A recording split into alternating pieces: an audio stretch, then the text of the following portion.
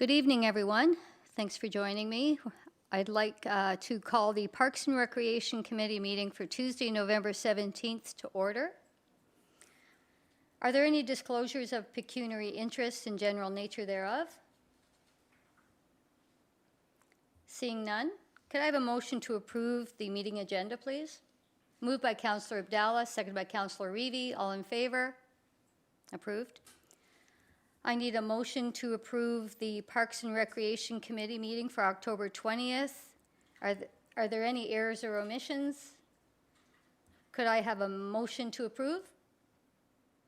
Moved by Councillor Plummer, seconded by Councillor Reevy. Thank you. All in favor? Approved. New business. A, noise bylaw exemption for fireworks on New Year's Eve 2020. Ron? Oh, your mic is not on. Sorry, Ron. Maybe Ed could help you with that.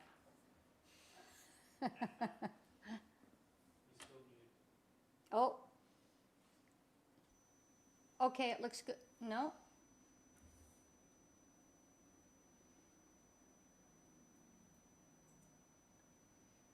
Yeah, it's showing it's muted, but it's green like you're speaking. I don't. Get him to leave and then rejoin. Can you leave the meeting, Ron, please, and try to sign back in? Thank you.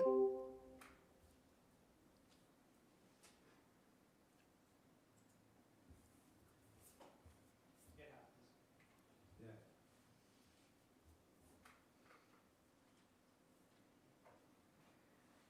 happens. If one thing is going to come out of this COVID is we're all going to learn to be a little more patient with everything. Yeah, there he is.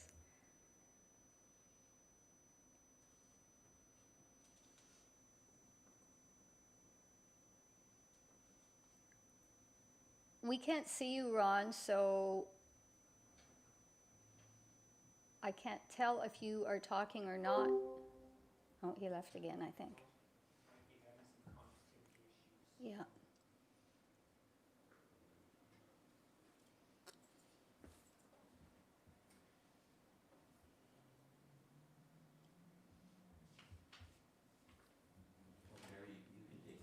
Absolutely, yes. Okay, I think it's going to work. Can you hear me? Yes, much Okay, better. let's give it another try then. Okay, so Madam Chair, staff is seeking committee support to approve an exemption of the noise bylaw 2018-31 on December 31st, 2020 to allow for fireworks at Riverside Park. Since the Canada Day celebrations were canceled due to the COVID pandemic and social gathering restrictions, monies were not spent from this budget. Staff had some discussions and thought since there will be no formal New Year's Eve celebrations, then perhaps staff could organize fireworks at Riverside Park. Staff have been in contact with one supplier who indicates that they have stock of fireworks, so supply should not be of concern. The Pembroke Professional Firefighters Association have also assisted with lighting of the fireworks in the past, have agreed to participate should the decision to hold the event happens. Resolution of council later this evening would be required to permit the exemption of the noise bylaw. The fireworks budget for 2020 was set at $7,500. Thank you, Ron. Comments, questions? Councillor Plummer? Thank you. I don't have an issue with this, but my only question / concern is if we're going to be spending $7,500 in the middle of the winter, how many people are really going to be able to go out and enjoy this? Should we not maybe think about holding that until next year and just do a welcome to 2021? Hopefully we're all out of quarantine by then and have a giant display. That's my concerns. I don't have an issue with it, but I'm just seeing are we really getting the best bang for our buck to spend $7,500 in the middle of the winter? Because people normally on New Year's are going to be with family, Christmas and things like that. Are we really going to drag people out in the cold to watch some fireworks? That's my concern. I don't have a problem, but I'm just wanting other committees' ideas if we should be thinking about 2021 versus just spend the money because it's in the budget. Thank you. Councillor Reevy? Thanks, Madam Chair. Yeah, I'm kind of with Councillor Plummer on that as well. I'm not against the idea. My question was, what time would we be doing this fireworks display? Would it be at midnight when we go into hopefully a better year? Ron, was there any thought put into what time it would happen? Very preliminary, only the fact that we want families to come out and enjoy it as opposed to very late at night. The second thing I want to remind the councillors is that this is a maintenance budget. These monies can't be carried forward unless we budget new monies in our 2021 budget. So, and the fact that we have $7,500, the intent was not to spend all the $7,500 like a normal summer show, just to have something for families to do on New Year's Eve. And I think we'd spend maybe 5,000 max out of that budget, because at the end of the day, everybody's watching out of their cars and that kind of stuff. Councillor Abdallah and then Deputy Mayor. Thank you. I support the funds. As you say, we need to spend the money, not all of it though. But my concern is, what is the plan for traffic control? Have you laid out a plan for Riverside Park? Is this where it's going to be at Riverside Park? What's the plan for the crowd control and the traffic and the COVID-19 and all that? Well, we haven't quite got that far yet. I need to get permission tonight to start moving forward, but I think we have a major overflow area right across from the field house that could be used depending on the amount of snow. People are going to have to stay in their cars from where, so they could watch from the marina as well. It's hard to say how many people we could have. Some of the roadways will be plowed. We could plow some extra areas. Sure, there's going to be traffic flow, and we can talk either through a security company or the police service if they could provide any support with the flow of traffic. Okay, I know that Eganville did in the summer and they had success with theirs. So it can be done. I commend you for bringing this forward. Thank you. Deputy Mayor and then Councillor Jacquinot.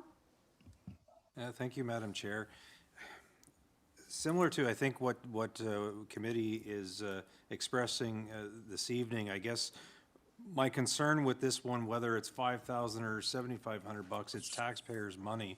The last meeting that we had, we received a report from Madam Treasurer. It was not a glowing report, as we all recall. COVID-19 has taken quite a toll, and while I understand that we've received and continue to receive here and there different grants from upper levels of government to try and offset the cost that the city of Pembroke is expending, that's where I'm coming from with this particular item. Yes, it's a nice to want to do item for the residents of the city of Pembroke. But I'm mindful that it's City of Pembroke money. I recognize what Mr. Conroy is saying, but similarly, if we're trying to offset expenditures or costs that COVID-19 is causing, this is some additional monies. And yes, I know I'm going to get some members possibly of committee that says, well, it's only 5,000 or it's only 7,500, but that is some monies to go towards trying to offset the huge costs that COVID-19 is causing to the city of Pembroke. So for that reason, I wouldn't support any movement forward in terms of having fireworks in the year 2020. Thank you. Councillor Jacquinot.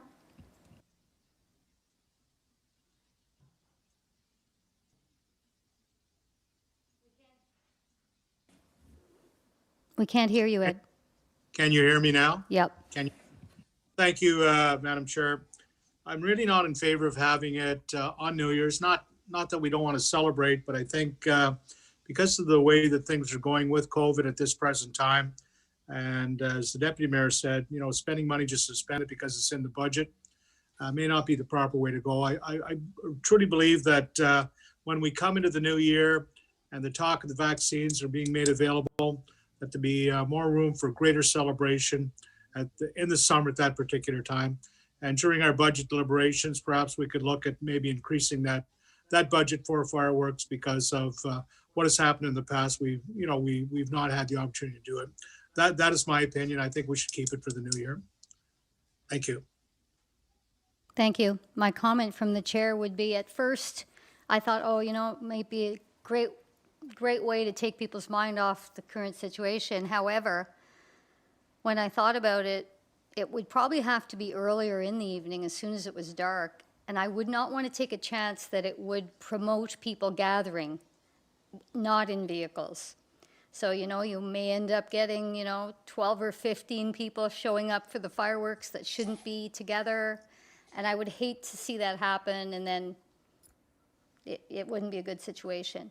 So for that reason, I'm going to also agree with those that are saying it may not be a good idea, but there will be one heck of a celebration when this thing is behind us. And I have another comment from Councillor Reevy. Thanks, Madam Chair. I should have mentioned this earlier in my comments. I think from a public health perspective, we may be a little premature, and the chairwoman's comments did remind me of the fact people may choose to gather. We have no idea where we're going to be in terms of the pandemic on December 31st. So to say, yes, let's go ahead with it now, we could be greatly disappointed when the date comes. So I think I am going to not support this. Mayor Lemay, final comment? The only comment I would like to make is that particular budget. So I guess there's a question for you, Ron. I know the emphasis is going to be to make sure that our city is well decorated this year because of COVID, which means that I don't know what your budget was for decorations for Christmas, but if you needed extra funding, I could see you using part of this. So maybe my question would be, do you have enough funding to make sure that we are well decorated for the Christmas season? Thank you. Ron, if you wanted to answer that, I was just going to piggyback on what the mayor just said, or perhaps for the parade, maybe there could be something extra prepared as a handout to any children that are in the vehicles on behalf of the city, or something of that nature. So I don't know if it's health-wise, I don't know how good that is either, but your comments? Okay, Madam Chair, first to your worship, we are planning to decorate the cenotaph, not similar, but we're decorating it. We have a different decorator this year, so those decorations should go up sometime between now and next weekend. We talked about candy in the park and the drive-through, and there's a risk there, just like Halloween. So we kind of were deterring away from that. We're just worried about the issues, and although it would be nice for the kids to get some treats, but we can't risk it. So we're not going ahead with it at this time. So I don't think we need to call the question. Really, it was just direction you were seeking, and a show of hands that support it.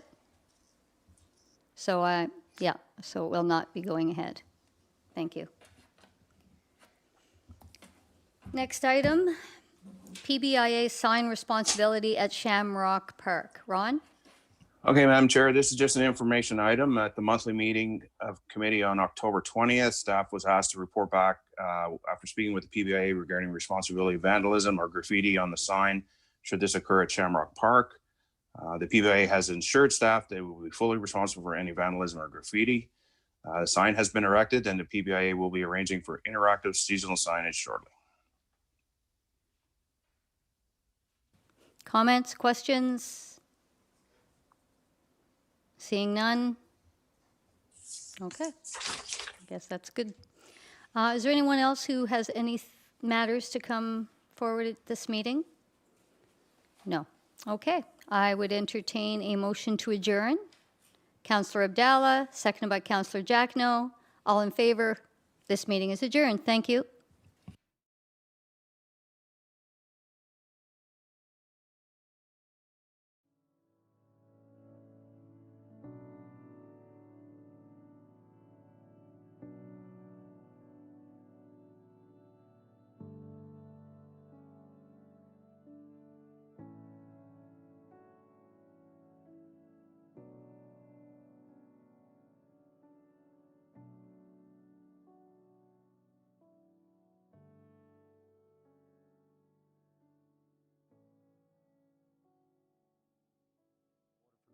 November 17th. Any disclosures of pecuniary interest this evening? Seeing none, I'd entertain a motion for the approval of the agenda. I move by Councillor Abdallah, second by Councillor Reevy. Those in favor? And that's carried. We have the minutes from October 20th, 2020. I'd entertain a motion for their approval. Councillor Plummer and his worship, those in favor? And that's carried. Great. First up, welcome Mr. Lewis. We have supply and delivery of petroleum products. Thank you, Mr. Chair. The Operations Department recommends committee approve award for the supply and delivery of petroleum products, tender number T-20-18 to W.O. Stinson and Son Limited for the 2-year contract value of approximately $328,783.40 plus HST, that being the lowest responsive and responsible bidder. The contract is for a 2-year period, begins January 1st, 2021, ends December 31st, 2022, with the option to extend for 2 additional 1-year periods at the city's discretion. The contract was publicly advertised and tendered. There were 3 bids received. Tenders were opened on November 10th by the existing deputy treasurer and the newly hired deputy treasurer. They reviewed and analyzed the bids, found them to be comparable and reasonable. Due to the current COVID-19 pandemic, of course, tenders were not opened in public. Bidders were provided with unofficial bid results following the tender opening. Bids were received as follows. W.O. Stinson and Son Limited, $328,783.40. Parkland Corporation, operating as Ultramar, $335,791.40. McEwen Petroleum Inc., $339,298.40. The city's cost to purchase fuel is based on Ottawa posted rack pricing, plus the various federal and provincial gas taxes and excise taxes, and a fixed delivery amount for each grade of fuel, HST being extra to those prices. Pricing fluctuates throughout the contract based on the posted daily rack rates. The various departments' operating budgets cover those fuel expenses. Thank you, Mr. Chair. Thank you, Mr. Lewis. Any questions, comments? Councillor Abdallah? Just a motion to accept the recommendation and award the supply and delivery of petroleum products to W.O. Stinson and Son Limited. Okay, do I have a seconder for that? I have a seconder being Councillor Reevy. Councillor Giacono, you had your hand up? Thank you, Mr. Chair. Through you to Mr. Lewis, the bids were awfully close. Are you satisfied with the, I think we've used that particular supplier before. Is there any dissatisfaction or satisfaction with the user? And was there any cost savings over the previous years? Thank you. Through you, Mr. Chair, we have used W.O. Stinson in the past and have had no issues with their supplier delivery and the service provided by them. And yes, there was a decrease this year in the tender amount of approximately 2.4% decrease in pricing. Okay. Councillor Reevy, Lafernier, sorry. Brian, for the benefit of everyone, can you explain how this works? Are we billed that regardless if we use it or not? Or how does this contract work when it comes to its petroleum use? If we have a year where we've used a lot less or a lot more? Through you, Mr. Chair, we get charged for the fuel that we have delivered to the city. We have various different locations where we get fuel delivered. The operations department, of course, being the bulk of that fuel. We also supply fuel from this location for the fire department.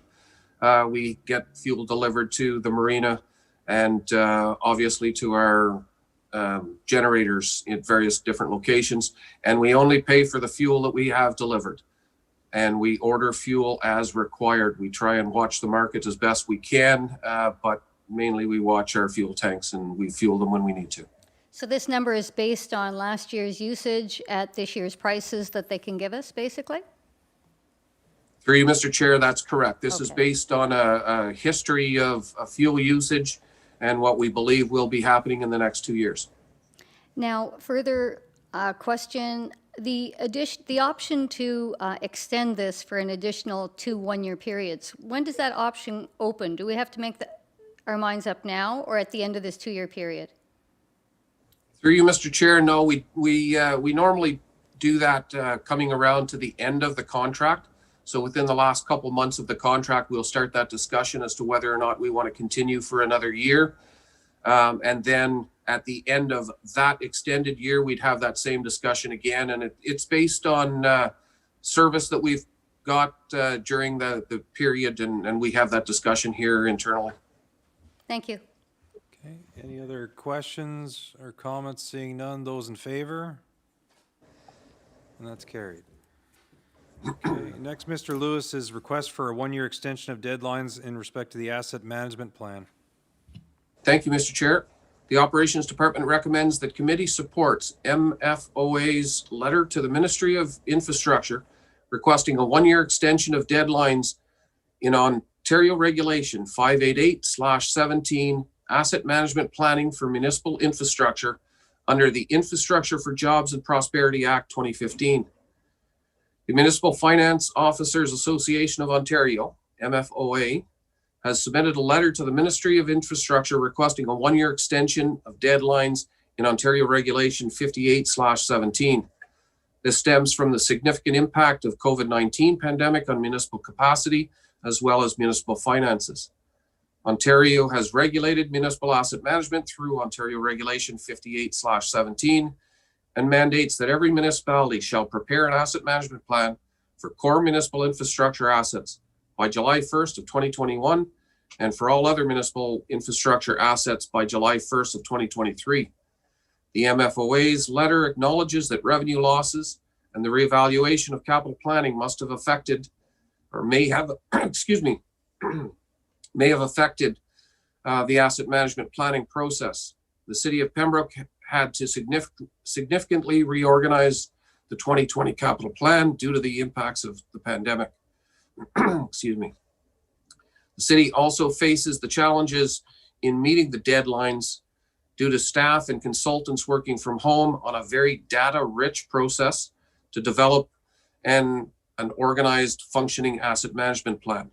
There are no immediate financial implications in supporting MFOA's request for an extension. Thank you, Mr. Chair. Thank you, Mr. Lewis. Any questions, comments, or motions? Councillor Reevy? Thank you, Mr. Chair. Yes, I make the motion to that we support MFOA's letter to the ministry. These are trying times all the way around, and you know, with all the pressures that we as a municipality are seeing, I think this is only prudent for us to do. Okay, do I have a second by Councillor Frenier? Seeing no other comments, those in favor, calling the question, and that's carried. Thank you. Last up, Mr. Lewis, this evening is reallocation of funds for a building condition assessment for the Bell Street Water Tower and Quarry Road Reservoir. Thank you, Mr. Chair. So seeing that at present the asset management plan is still due on July of 2021, we're moving forward with various building condition assessments and so forth to assure we get a really good picture of the condition of our assets.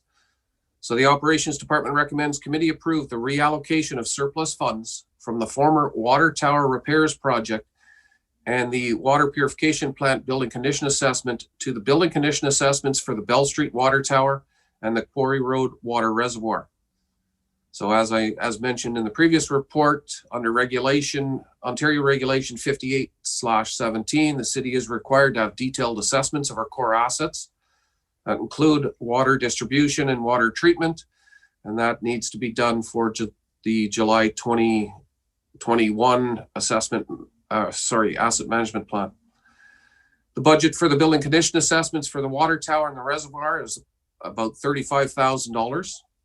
The previous water tower repairs project had a surplus of approximately $32,500, leaving a shortfall of approximately $2,500, and that can be funded by the surplus in the water purification plant building condition assessment budget. Thank you, Mr. Chair. Thank you, Mr. Lewis. Councillor Frenier? I think that's a wise choice, so I'll be supporting the recommendation. So I put forward a motion that we take the surplus from the water purification plant building condition assessment and the Bell Street Water Tower projects, Inquiry Road projects, and put them towards this, and then take the shortfall from the WPP building condition assessment budget. Okay, is there a seconder for that motion? Seconded by Councillor Abdallah. Any other discussion? Seeing none, those in favor? That's carried. Thank you. Thank you, Mr. Lewis. I'd entertain a Thank motion to adjourn. Councillor Reevy and Councillor Giacono, we are adjourned.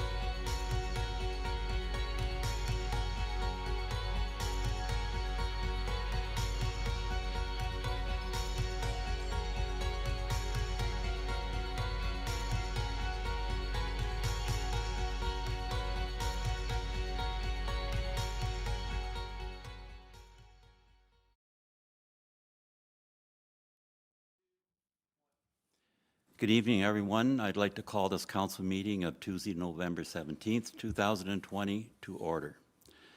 Please bow your heads, and before opening this meeting of council, I would ask those who wish, each in your own way, each in your own words, silently join in a prayer of guidance over these proceedings.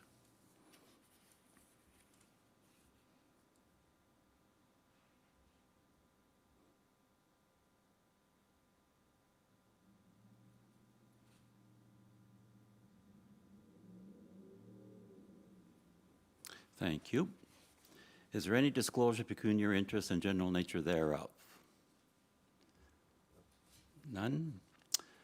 Approval of our minutes from our regular council meeting, which was held on November the 3rd, 2020. Moved by Councillor Abdallah, seconded by Councillor Reevy. All those in favor? Carried. Adopt the minutes from the committee meeting, Parks and Recreation, held on October the 20th, 2020. Moved by Councillor Giacono, seconded by Councillor Lafreniere. All those in favor?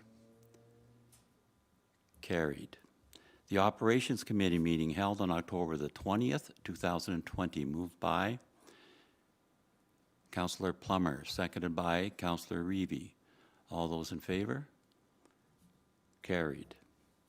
Receiving the minutes from the committees, Pembroke Public Library of June the 18th, 2020, July 29th, 2020, August 31st, 2020, and September 17th, 2020, and also the Pembroke Heritage Murals of November the 4th, 2020. Moved by Councillor Abdallah, seconded by Councillor Plummer. All those in favor?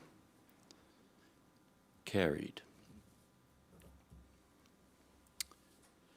Operations Committee Report Award Tender Contract, Deputy Mayor. Thank you, Your Worship. Your Operations Committee of Council begs to report and recommend from its meeting held this evening as follows. Moved by myself, second by Councillor Giacono, that tender T20-18 for the supply and delivery of petroleum products to various city locations be awarded to W.O. Stinson and Sons Limited for the estimated two-year contract value of $328,783.40 plus HST for the period of January 1st, 2021 to December 31st, 2022. Moved by Deputy Mayor Gervais, seconded by Councillor Giacono, that tender number T-20-18 for the supply and delivery of petroleum products to various city locations be awarded to W.O. Stinson and Son Limited for the estimated two-year contract value of $328,783.40 plus HST for the period of January the 1st, 2021 to December 31st, 2020. All those in favor? Carried.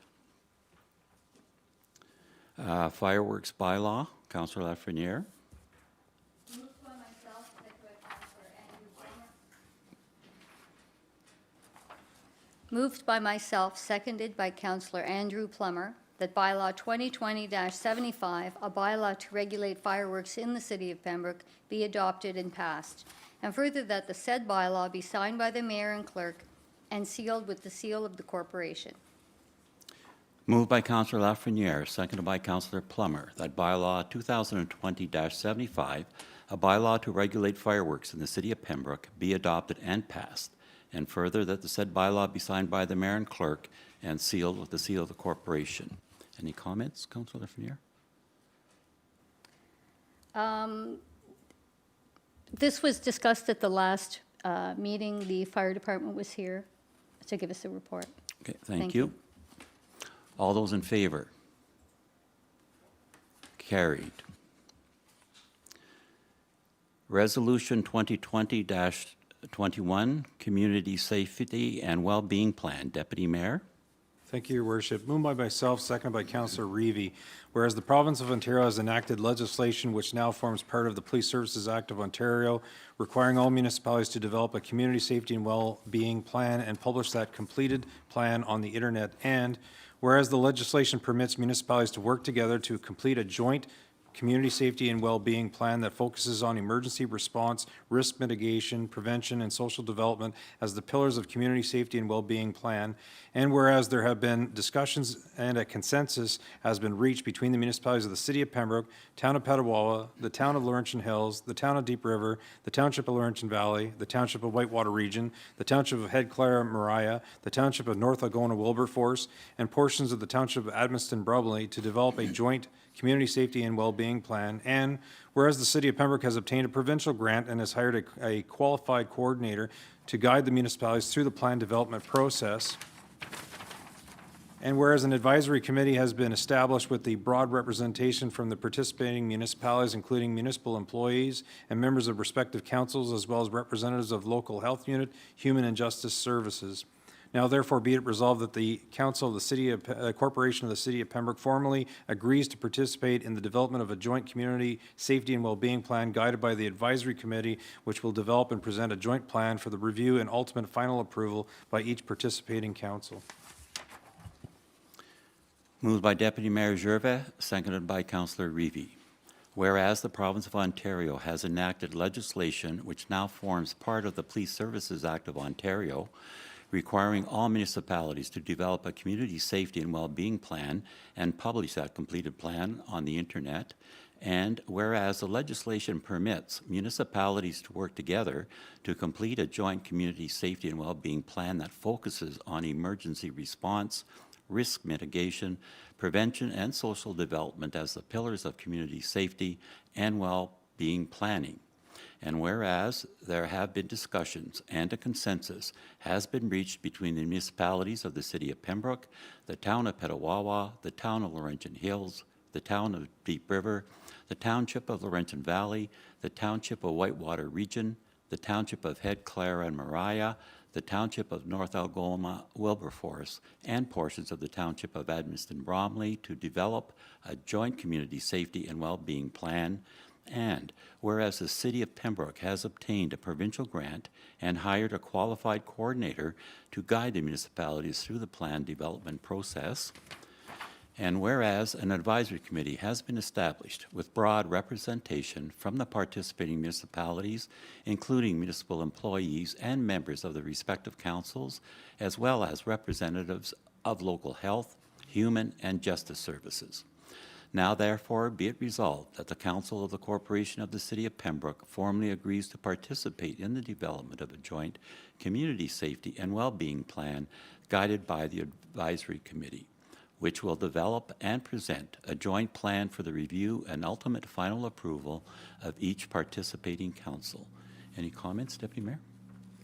Your Worship, simply to say it's a formality that we need to move forward with this particular resolution. We are having monthly meetings towards developing that safety plan. It will be in draft form, and as it indicates in this resolution, it's to be published on the internet. It will come to this council for discussion as well. It's going to go forward, obviously, to all the different municipalities for discussion. So it's evolving all underneath the guidance of the coordinator being Mr. Pat Finnegan, who's a former inspector of the Ontario Provincial Police and who's very well qualified.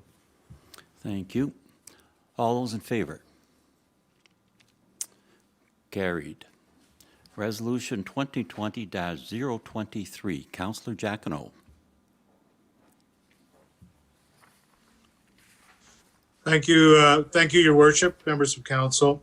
Moved by myself, seconded by Councillor Plummer, whereas the COVID-19 pandemic has had significant financial and operational impacts on Ontario municipalities, and whereas municipalities have had to divert resources towards addressing the immediate needs of the pandemic and maintaining service delivery standards despite evolving restrictions and limited funds.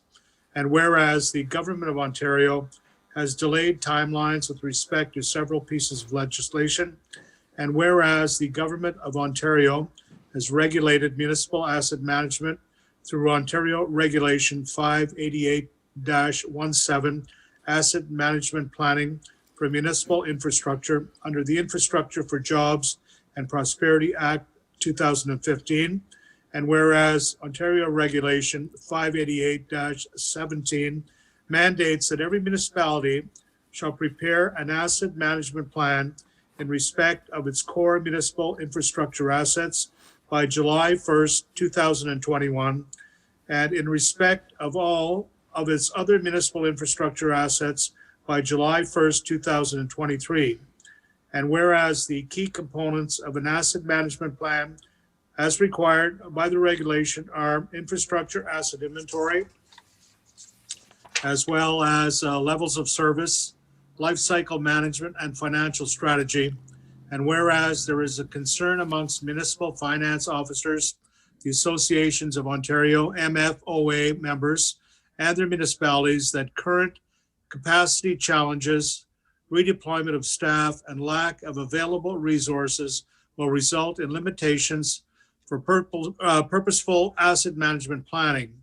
And whereas Ontario municipalities do not anticipate the current capacity challenges to be resolved in the short term. Now, therefore, be it resolved that the Corporation of the City of Pembroke supports MFOA's letter to the Ministry of Infrastructure requesting a one-year extension of deadlines in Ontario Regulation 588-17 Asset Management Planning for Municipal Infrastructure under the Infrastructure for Jobs and Prosperity Act of 2015, so that all municipalities can focus on the immediate needs of the pandemic and engage in municipal asset management planning when capacity challenges are resolved. Your Worship.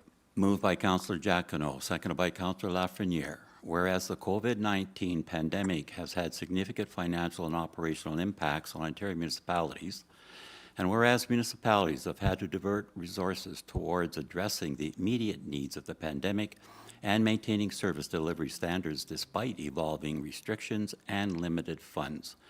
And whereas the Government of Ontario has delayed timelines with respect to several pieces of legislation, and whereas the Government of Ontario has regulated municipal asset management through Ontario Regulation 588.17, Asset Management Planning for Municipal Infrastructure under the Infrastructure for Jobs and Prosperity Act 2015. And whereas Ontario Regulation 588/17 mandates that every municipality shall prepare an asset management plan in respect of its core municipal infrastructure assets by July the 1st, 2021, and in respect of all of its municipal infrastructure assets by July 1st, 2023. And whereas the key components of an asset management plan as required by the regulation are 1, infrastructure asset asset inventory, 2, levels of service, 3, life cycle management and financial strategy. And whereas there's a concern amongst Municipal Finance Officers Association of Ontario members and their municipalities that current capacity challenges, redeployment of staff, and lack of available resources will result in limitations for purposeful asset management planning. And whereas Ontario municipalities do not anticipate the current capacity challenges to be resolved in the short term, now therefore be it resolved that the Corporation of the City of Pembroke supports the MFOA's letter to the Ministry of Infrastructure requesting a 1-year extension of deadlines in the Ontario Regulation 588/17 asset management planning for municipal infrastructure under the Infrastructure for Jobs and Prosperity Act 2015, so that all municipalities can focus on the immediate needs of the pandemic and engage in municipal asset management planning when capacity challenges are resolved. Any comments, Councillor? Councillor Giacono? Thank you, Your Worship. Thank you, Your Worship, members of council. The asset management plan was put in place by the province a couple of years ago to ensure that municipalities will forge ahead and have proper direction within their own community as to what really is vital and what has to be replaced, under current schedules, et cetera. I believe that the City of Pembroke is far ahead of the curve with asset management compared to many other municipalities. And as we know, Your Worship and members of council, it has not been business as usual. For example, we're participating in a Zoom meeting. There are plexiglass extenders for our staff to protect them. There's distancing issues. We've had to purchase sanitizers and cleansers. So therefore, the request is quite reasonable, I believe, and the province, I hope, will understand that we do need some additional time till we get back to normal and business gets back to normal and municipalities get back to normal. Thank you, Your Worship. Thank you. All those in favor? Carried. Thank you. Mayor's report. This is my 17th COVID-19 Mayor's report, and I assume this will be continuing for the future. Ontario is now using a color-coded framework for COVID, and we are in the prevent category, which is the green zone. It is the zone that we want to remain in, and we will if everyone continues to follow the Renfrew County and District Health Unit guidelines. The province released new modeling numbers Thursday, which warned Ontario could hit 2,500 cases per day at a 3% growth rate by mid-December. As a result, many regions across Ontario are seeing increased restrictions and businesses closures to slow the transmission of COVID-19. To avoid this happening in the City of Pembroke, we need to remain vigilant, taking all the necessary steps to avoid the spread of coronavirus. These include staying home when ill, or keeping your child home from school when ill, practicing physical distancing with those outside your household, wearing a face covering when physical distancing is a challenge or where it is mandatory to do so, washing your hands frequently and thoroughly, and adhering to gathering limits and rules. Now, for additional protection, the Ontario government is encouraging everyone to download the new COVID Alert app on their smartphones from the Apple and Google Play app stores. The fight against the COVID-19 is far from over, and it is important to remember that we must limit our social gatherings and wear a mask while in public places.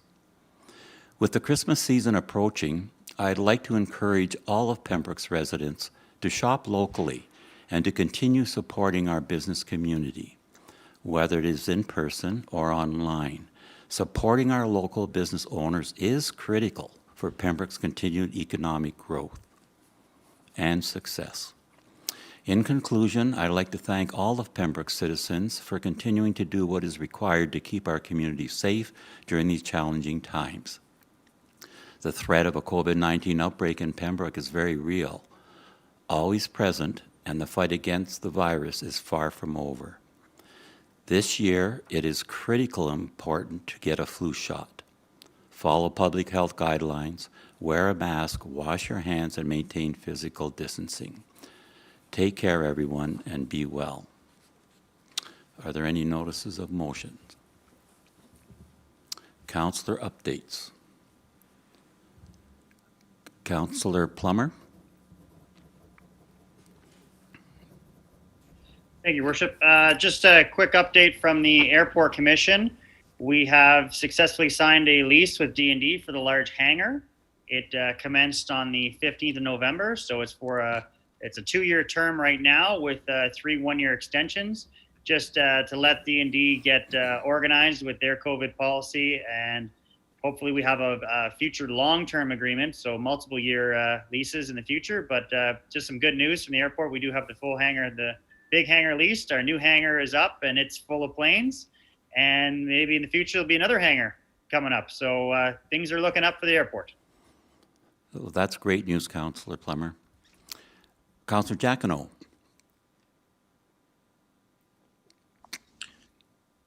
Thank you, Your Worship, members of council. Earlier in the month, there was a delegation that appeared before the Social Services Committee of the County of Renfrew.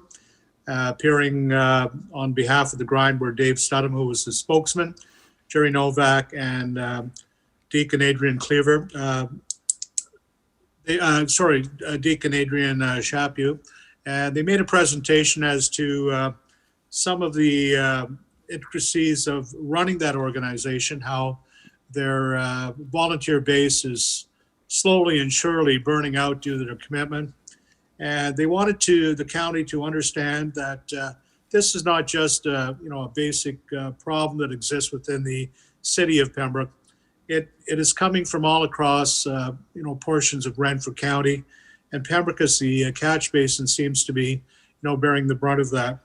Of course, the meals that they've provided to individuals over the course of their mandate has been beyond belief. And I mean, thousands of meals have been put out to people, and the numbers continue to increase as we have more people coming to the community.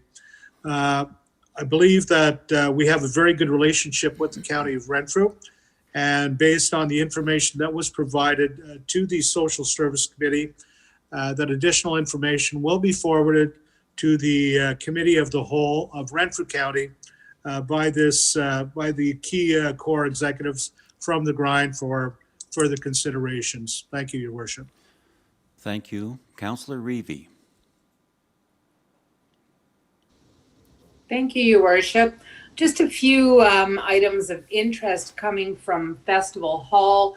As you know, we back last fall did celebrate the 40th anniversary of the hall, and then things changed dramatically.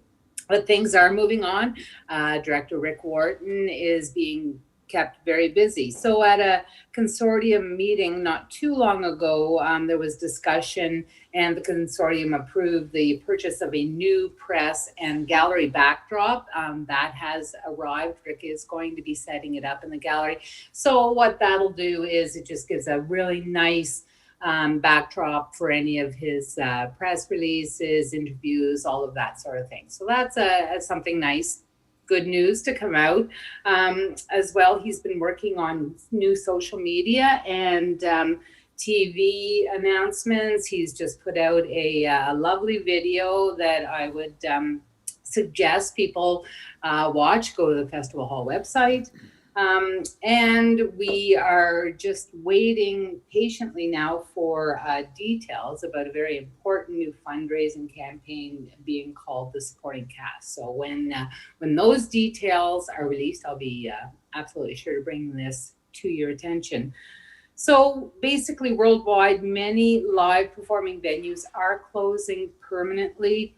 So with the assistance of the many volunteers that are working behind the scenes, the patrons and donors, and the continued support of the municipalities of Pembroke, Petawawa, and Laurentian Valley, the consortium members, we're looking forward to another 40 years that will be better than ever. So hopefully we will soon again see live performances in Pembroke and area. So I'll go on to my report from Renfrew County District Health Unit and Dr. Rob Cushman. Ontario, or October, as you all know, was a brutal month, and we did narrowly avoid widespread transmission from a number of workplace and school outbreaks, as well in long-term settings. So we need to do some work, and that is being very closely monitored, but people are on board to make sure that we do stay as safe as possible.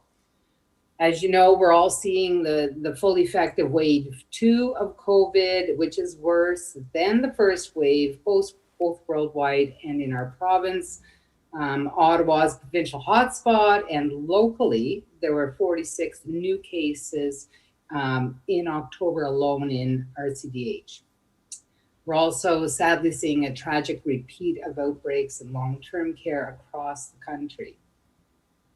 The past spring, the cases were mostly related to foreign travel and to outbreaks in the health sector. The key difference between wave 1 and wave 2 is that there is now significant COVID-19 activity and spread in the community. This is something that we can take to heart and something that we can do as a community to stop that spread.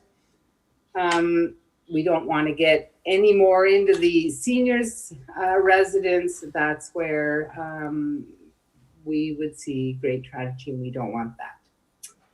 Rob did bring up something interesting that, and there are a number of people that do this, is carpooling to their workplaces. So this is a challenge because you're not necessarily able to social distance with the people you're carpooling with. So he is suggesting that you use sanitizer, masks, you limit your conversation, and small numbers in the vehicle, preferably two, with a back seat and front seat arrangement. So basically that's all I have for now. The executive is meeting Thursday, and I'm sure I'll have more forthcoming. Thank you. Thank you, Councillor Reevy. Councillor Abdallah. Thank you, Your Worship. I have a few items tonight. On October 29th, I was invited to attend Ottawa Valley Cycling and Active Transportation Alliance meeting online on Zoom. I couldn't attend because I had a previous meeting that night, but I did take part in the recording of the video. I watched it, and there's a very interesting presentation by Dave Unraw, who's the Director of Public Works for Petawawa, and it talks about their journey to becoming a bike-friendly community. I was invited to this meeting by Ron Moss, who we all know is a local cycling advocate, and he attended our Parks and Recreation Advisory Committee last year. And I was able to tour the city with him in the summer, and my wife and I toured around with him on looking at areas where Pembroke could become better and bike-friendly community. So I encourage council members and community to look at this video. It's on their Facebook page. And I'm hoping that we can learn from Petawawa as we develop our Active Living Master Plan, which is in our strategic plan, to work that in there to become a better bike-friendly community.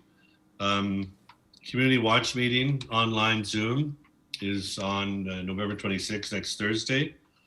If you would like, if anybody in the public would like an invitation, they can to the Zoom link. They can contact Pembroke cwatch@gmail.com, or we have a phone number now. They can call 735-6821 extension 1345, and we want to thank the City of Pembroke and the Police Services Board for arranging that extension for us. Or they can contact myself or the Deputy Mayor to get a link to our Zoom meeting on November 26th. Santa Claus Parade of Lights is November 28th, 5 till 8 p.m. This Friday is the deadline for registering floats, and we encourage everyone to who's interested. We're still taking registrations. You can call Sarah Frederick at the city at extension 1502. The last thing I want to highlight is a Light Up the Valley, a partnership of Laurentian Valley, City of Pembroke, Town of Petawawa, and Whitewater Region. They're inviting everyone to come together on a movement, Light Up the Valley. This holiday season, residents are encouraged to decorate their storefronts, their yards, and their homes. So people can drive around, walk around, and visit your place of residence or your business, just to get together, that we're all together and we're more spirited, even more with this COVID going on. If you want, you're invited to register on the Facebook page of your local municipality, or you can phone your municipal office. So that's a great initiative, and it shows partnerships of communities coming together. Thank you, Your Worship. Thank you, Councillor Abdallah. Confirming bylaw, Councillor Reevy. Thank you, Your Worship.